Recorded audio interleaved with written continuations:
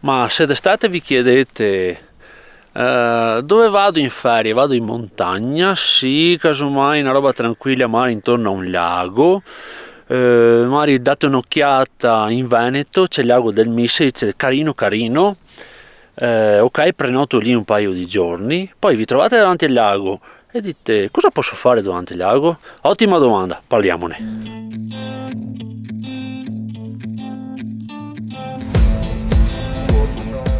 Come da titolo vi racconto 4 escursioni da fare intorno al lago del Mis, più abbiamo anche un bonus che poi vi dico qual è.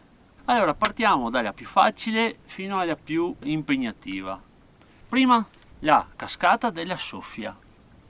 Allora, questo è dire escursione è già grossa, è una passeggiata perché potete arrivare direttamente al bar della Soffia, parcheggiare l'auto e fare la passeggiatina fino alla cascata della Soffia. Questo è un luogo molto turistico e molto caratteristico di questa zona, è assolutamente da vedere almeno una volta nella vita.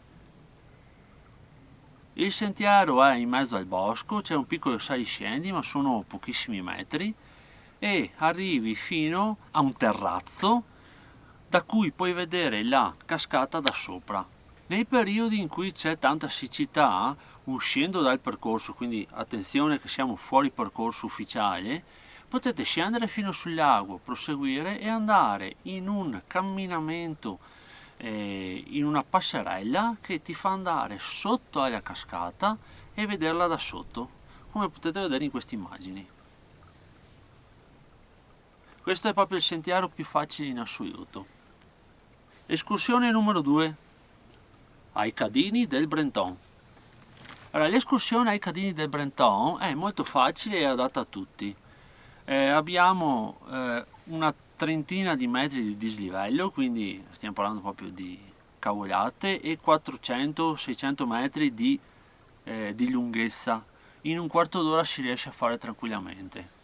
Allora, quest'anno, nel 2022, l'ingresso per i Cadini del Brenton è a pagamento 2 euro a persona.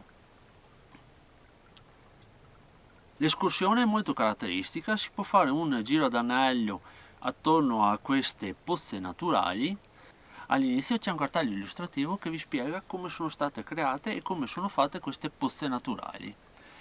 Si può scendere fino alla base del torrente e rinfrescarsi anche un po' i piedi nelle giornate estive più calde. Escursione numero 3, Val Falcina.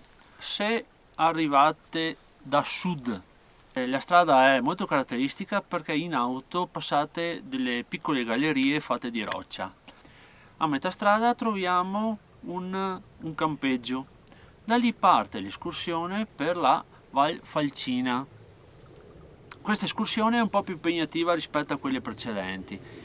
Per fare il giro ad anello servono 2 ore e sono 400 metri di dislivello positivo. È molto caratteristica per paesaggio e ambientazione, molto consigliata anche questa, c'è da camminare un po' di più rispetto alle altre. Escursione numero 4, al bivacco Nusieda. Qui la complessità è un po' più elevata, parliamo di un 800 metri di dislivello. Il sentiero ad un certo punto presenta un bivio. Questo bivio ti permette di fare un giro ad anello per arrivare sempre a questo bivacco, quindi potete fare l'andata da una parte e il ritorno dall'altra. Da una parte è un sentiero normale e dall'altro presenta dei pezzi con cordino di metallo. Questo sentiero si trova dalla parte opposta dei sentieri che vi ho raccontato prima ed è sulla parte della montagna chiamata i Monti del Sole. Allora, vi ho detto all'inizio 4 escursioni più una bonus. Allora, quella bonus perché non è proprio intorno al lago del Mis, ma è poco vicino. Allora, girando attorno ai Monti del Sole, arrivate fino a un punto fuori da una galleria dove trovate un trenino diciamo abbandonato, che comunque è in versione monumento, diciamo. Per arrivare al bivacco Le Mandre La prima parte del sentiero passa per un ex villaggio minatori ed è nel bosco. Poi arriva fino a una forestale che sale a zigzag molto ripida fino proprio al bivacco.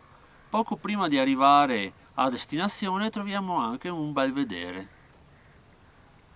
Allora, questo sentiero è veramente particolare perché ti fa passare in una galleria, è molto carino passarci dentro, fa anche un po' effetto, quindi vi consiglio anche di portarvi una torcia frontale, giusto per non inciampare perché è abbastanza lunga e serve un po' di luce, altrimenti diventa difficoltoso.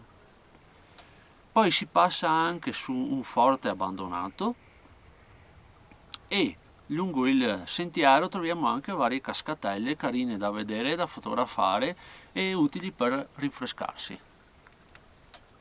Spero di avervi dato delle informazioni utili per fare le vostre escursioni attorno al lago del Mis. Se vi piacciono video di questo tipo iscrivetevi al canale e seguiteci sempre. Vi salutiamo e vi diamo appuntamento alla prossima. Ciao!